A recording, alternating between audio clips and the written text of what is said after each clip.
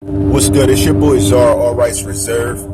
Now, I'm coming to you today to talk briefly about yesterday and get a little more bit in depth to what I want to address quickly before I attempt to put together another video. I have something I have to do in between, so it's going to be a little bit of time in between while this is uploading. So this would get people prepped for the mentality I want to take in the second video. Now, yesterday, I know I delivered it a heartfelt and pretty emotional thing. Don't ever get it twisted and think that I'm too emotional to deliver a piece without, let's say, the emotion that you think. Do not assume that I'm doing it from an emotional standpoint. I was doing it from a standpoint of standing up to for myself because of off-brand YouTubers that are major YouTubers that for a long time have done these different stories, and I was pretty annoyed because over time that was the one thing I didn't get from these YouTubers is any type of credible stance on multiple facets of perspectives. It was just one perspective they took and ran with and held up evidence, when we do things piece by piece and take it day by day to build a story and understanding of objective activities around the situation rather than harping on one person as the one sole reason of everything, indicating them, as well as the fact that even if they called the hit, there were multiple hands at play. Now, today what we're going to talk about is Victor's plausible and probable relation to understanding these suspects and having contact with them of some sort to lead him to some type of, just go over. Now he's trying to, this guy's on, hold on. I'm sorry, some type of issue that could have been falsely taken some other way and seen as something else when it really wasn't. But that's my thing. There was multiple people at play. Now, what I mentioned had to do with Kenneka Jenkins. Now, the reason I mentioned about that and how it was taken was because there was not one man doing this. I have, prior to seeing other YouTubers looking at video edits and looking at different descriptive information, seen an issue that literally had video of two men of Caucasian descent from view. They could have been of Spanish descent, but my opinion says they were of Caucasian descent, walking into a computer room where they were on the computer allegedly editing footage. Now, that was what was put out, and it was silenced because the person stopped talking about it.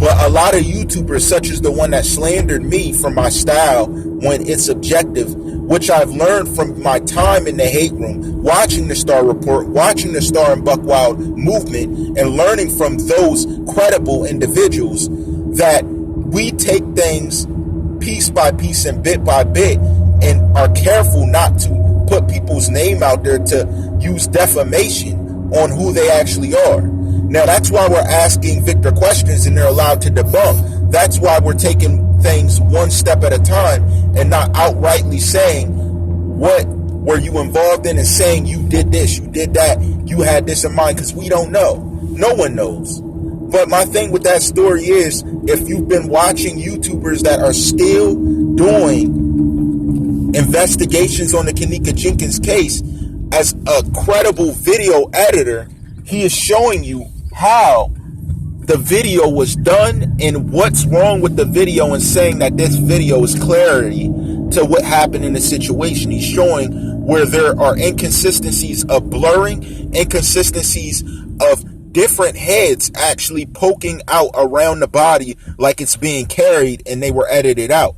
Now, that's one of the situations that we have going on the internet, and he has an ongoing series.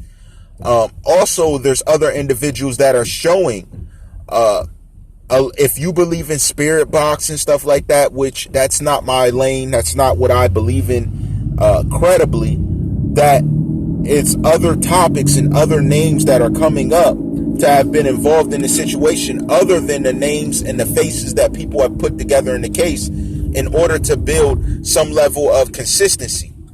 And that YouTuber knows who he was. If you didn't know what I was saying, it wasn't to you, but he knows. Now, dealing with the Victor situation, what was his connection to the suspects? Now, I'm not saying objectively it couldn't have been two men or two women that were in the text messages I saw but also looking at it, it has a male and a female type energy that leads me to believe that a common connection could have been the girls. Now, why do I say this? Because from my knowledge, Little Panamera, or whoever that individual was, may be female. And that's the thing. This individual claimed, when speaking in the post, when speaking within the confounds, I had commenters in there where they said to Victor that, different things about the situation occurring and having an idea what happened. And Victor allegedly was going to contact this person. That is why I find a synonymous and similar relation between those people. Not saying that they were involved in it some way directly, but if they are the alleged girlfriend, they may have had prior knowledge, just as Diedrich's girlfriend had prior knowledge. If you remember her being used as a witness or claimed to be a witness in the situation to unfold the scenario. That's what we do. We objectively look at it and put out people who could literally be a key component to figuring out the case around what we've been told and around what we've been made to believe to be, let's say, the bad guys. Now, my whole issue with this is, what was the commonality? Because we know allegedly the suspects were in the store. We have not seen video, but it's been detailed that they premeditated the situation. What is this level of premeditation and how are they being linked to the situation? That is another issue that needs to be understood. Aside from that part, we need to know why Diedrich was asking for a private investigator. Also, why these men specifically were detailed and counted out to be hunted down. Was it from video as investigators claim, because we have not seen it? Or was it allegedly from other individuals who were witnesses but knew deeper details and did not know that they were going to commit the heinous act they did, but guilt overtook them and they decided to expose these individuals to lawmakers behind the scene in turn for not being seen allegedly? Now, these are other issues that need to be regarded. There's many different facets and perspectives that play a part into this. As we've seen, many YouTubers bring out a lot of different good point of views that would open up the gates for us to believe that there is a further situation indicating and detailing other players and other perspectives that could be validated later on in the case when more information is released. We also seen that they were late in asking for DNA, which is odd because for murders and alleged felonies, that is something that's supposed to be taken up front. Why did they do this different? There's so many different flaws and different incidents that aren't normal for investigators, that aren't normal for witnesses, and aren't normal for social media means to reveal murders and other different cases that are placed out there. Now, an easy view would be able to look at connections, and that's what we do. Connections help to build a better view of many different situations and scenarios that could be at play. We know this to be true from the time of the 80s all the way up to now, as I've stated. We also know there to be many factors that could play a part in allowing victims and, let's say, evil intentions to escape investigators, as their focus may be on who actually shot a gun and less about whether a gun was shot or not, depending on their level of investigation skills, as I've detailed in this series to different people.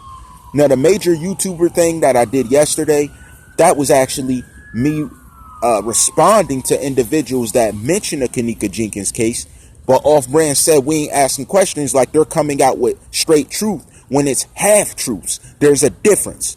You could figure out one part of the puzzle, but did you figure out the rest, like who actually went through with it if you said he ordered people? And did you see the video edits that individuals were looking at that literally skipped chunks of time? And they literally looked at the floor layout of the Chicago hotel known as Rosemont in the Rosemont Police Department area there in Chicago, where there was alleged assaults occurring to Kenneka, and the tape skipped multiple times. Like, not just, it didn't have to be a full hour. It skipped like 20 minutes at one time, then at another time 15 minutes. So there were multiple skips in the video, what leads me to believe that that's when the crime took place. Now, who edited this? I don't know. But an edit did occur, and he showed us He showed us this through direct evidence on the screen, but that is not what these guys want to talk about. And I believe the same things with Tentacion. There's multiple edits to the video that we're going to see later that will be exposed, and we will discuss it if they release the video. But here's my thing. Being the violent nature of this crime, it would be too obvious to do edits to the video. So what better than to not release the video? That is my thought process. And that I don't see anything wrong with that being the case, since we have not seen a video, knowing that Riva Motorsports has cameras, multiple cameras all over the facility, and use the same type of video to identify Robert Allen. Now that's what concerns me. And all we see him doing is walking to the store. We don't see any crime, any activity. We don't see no one. We don't even have video of someone shooting. So that's what I'm saying. This is very odd, just like the Kenneka Jenkins case. So what's wrong with the video? What's wrong with the fact that we have witnesses saying they seen it and what happened, but these guys aren't detailing or showing any evidence to back up their claims of seeing what happened? They're just going to voice what happened and it's going to be accepted? I don't think that's correct, and that is why we're talking about Victor. And that is why I presume a lot of these YouTubers have an issue with what I'm doing, because they want to get their views off of mentioning these hot topics real fast and get 200,000 to 1 million viewers and have it be believed rather than breaking it down. That is why I told YouTube to stop playing with me. It's nothing personal. It's that you got a lot of guys doing half truths, telling half stories, and they're getting respected. Why? Why are they being respected when they're not telling full stories or giving us any evidence to back it up, except on one man who allegedly called the hit? And that means he didn't do it. He called it. And what evidence do you have that he even called it? That's what I'm saying. That's what I'm saying, except looking at his past rap sheet and his current arrest. There's more to come. Hit that description. Hit the donate. You know how I rock. All rights reserved.